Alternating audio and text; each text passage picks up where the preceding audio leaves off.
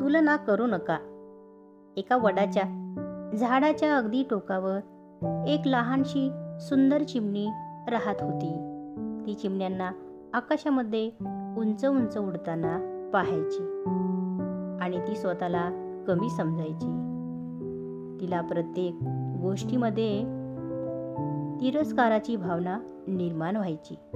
तू मोराला छान रंग दिलेस, तू बुलबुल पक्षाला छान आवाज दिलास, पण मला तू काहीही नाही दिलंस का?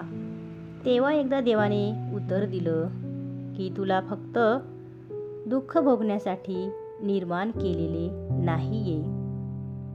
आणि आता तू ही तीच चूक करीत आहेस जी माणूस नेहमी करीत असतो. तू स्वतःसारखे बनण्याचा प्रयत्न कर आणि स्वतःच श्रेष्ठ बनतेस की नाही ते बघ.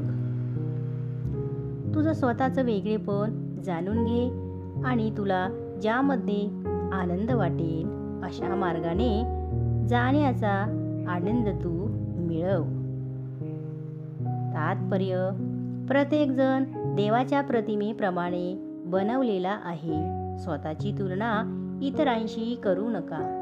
आपण जसे आहे तसेच राहा आणि आपलं अस्तित्व जपा आणि आनंदी राहा.